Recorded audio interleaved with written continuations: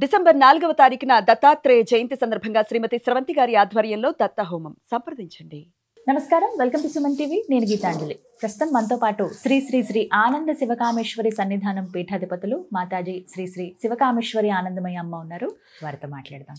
అమ్మ నమస్కారం. నమస్కారం తల్లి. శ్రీమాత్రే నమః. శ్రీమాత్రే నమః. ఎలా ఉన్నారమ్మా? బాగున్నాను, మీరు ఎలా ఉన్నారు? చాలా బాగున్నాను. అమ్మవారి దయ, మీ ఆశీస్సులు. అమ్మ, పోలీస్ వర్గం ఒక కథ ఉంటుంది, అది చూసి అది విని మనం చాలా నేర్చుకోవచ్చు భక్తి పరంగా అని విన్నాను. మీ ద్వారా ఆ కథ వినాలనుకుంటున్నాను. అలాగే ఇప్పుడు అమావాస్య అయిపోయిన తెల్లారే కదమ్మా? అవును. మరి ఆ రోజున విధిగా అందరూ ఆచరించవలసింది ఏంటో కూడా వివరించండి. తప్పకుండా తెలియజేస్తాను.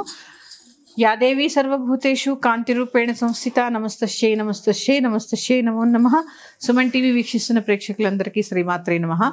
పోలీస్ వర్గం అంటే ఈ నెలంతా మనం దీపారాధన చేసుకుంటాం కదమ్మా. ఈ దీపారాధన చేసుకున్న తర్వాత ఆ పోలిని, ఆ దీపాన్ని స్వర్గానికి పంపిస్తూ ఉంటారన్నమాట. దాన్నే పోలీస్ స్వర్గం అంటారు. ఆ రోజు నదీ స్నానం చాలా శ్రేష్టం. నదిలో స్నానం చేసి చాలా మంది నదిలోనే దీపాలు వదిలేస్తూ ఉంటారు. లేదా తులసమ్మ దగ్గర పూజ చేసుకుని ఆ పోలి పూజ చేసుకుని ఆ అరటి డప్పులో దీపాలు పెట్టి ఆ కథ చదువుకుని నీళ్లు పెట్టి నీళ్ళల్లో వదిలేస్తూ ఉంటారు.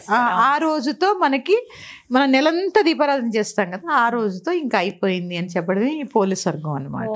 దీనికి ఒక చిన్న కథ కూడా ఉంటుంది. ఒక అత్తగారికి 5 కోడళ్ళు ఉంటారు. ఆఖరి కోడలు పోలమ్మ.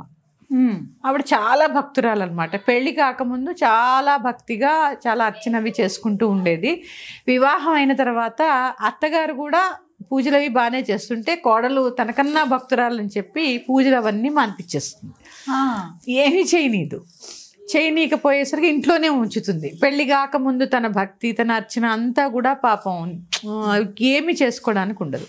ఈవిడేం చేస్తుంది, 5 కోడళ్ళు కదా, మిగిలిన 4 కోడళ్ళని తీసుకుని గుడికి వెళ్ళి అన్ని పూజలు చేసుకుంటుంది. 5వ కోడలికి ఆవిడకి ఎక్కడ పేరు వచ్చేస్తుందో ఈవిడికి మహాభక్తురాలని చెప్పి ఇంటి నుంచి కదలనిచ్చేది కాదు. ఎప్పుడు చూసినా పని పని పని.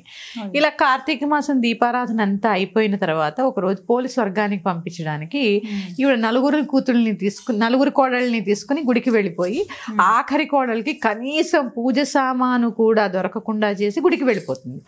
ఈవిడ అలా బాధపడుతూ వెన్న చిలుకుతూ ఉంటుంది. వెన్న చిలికి సరే అదే బాధతో ఇంకేం చేయగలమని బావి దగ్గర స్నానం చేసి, పత్తి ఉంటుంది వాళ్ళ ఇంట్లో, పత్తి చెట్టు, ఆ పత్తి చెట్టు నుంచి పత్తి తీసి చిలికిన వెన్న ఉంటుంది కదా, ఆ వెన్నతోటి దీపాలు చేసి దీపం వెలిగించి అదే స్వర్గానికి పంపిస్తుంది అనమాట. ఆ రోజు చెప్పేసరికి ఆవిడకి ప్రాణం ఉండగానే పుష్పక విమానం పంపిస్తారనమాట. అదే బొందుతో కైలాసం వెళ్తారంటారు కదా, ఇదే అనమాట కదా.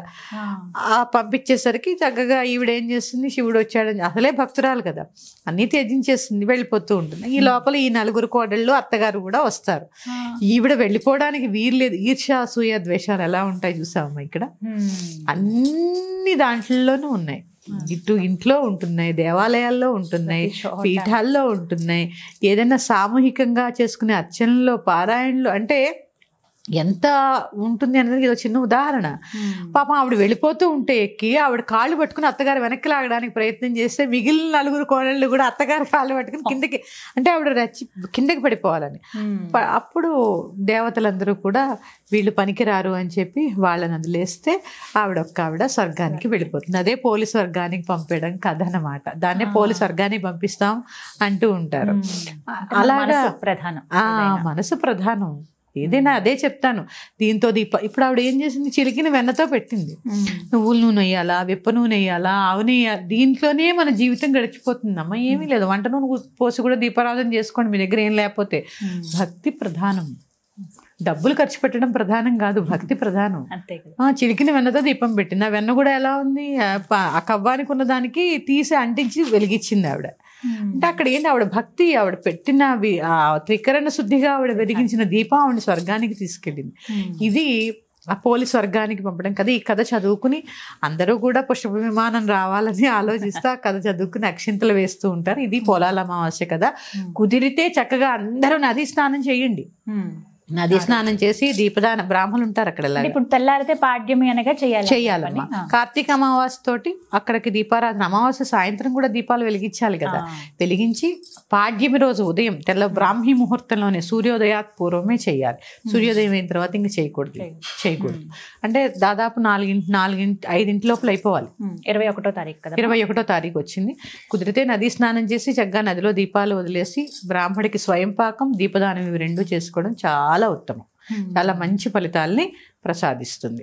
ఇది అంటే నెలంతా చేసిన దీక్ష అంతా కూడా ఆ పుణ్యం ఎప్పుడైనా కూడా అమ్మ, ఏదైనా పూజ చేసినా దీపారాధన చేసినా ఆ పుణ్యాన్ని ఎప్పుడు మనం ఉంచుకోకూడదు.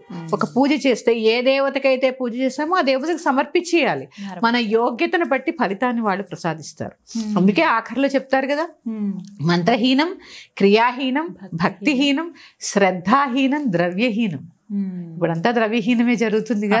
ఇది లేకపోతే అక్షంతలు వేసి నమస్కారం చేసుకుంటాం. అందుకని ఇది లేదు అది లేదని బాధపడద్దు.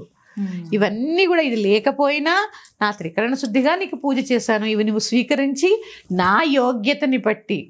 అందుకే శంకర భగవత్పాదులు ఏం చెప్తారు, కుపుత్రో నాజాయితే క్వచిదపి కుమాత అనభవతి. చెడ్డ కొడుకుంటాడు కానీ చెడ్డ తల్లి ఉండదమ్మా ఎక్కడైనా.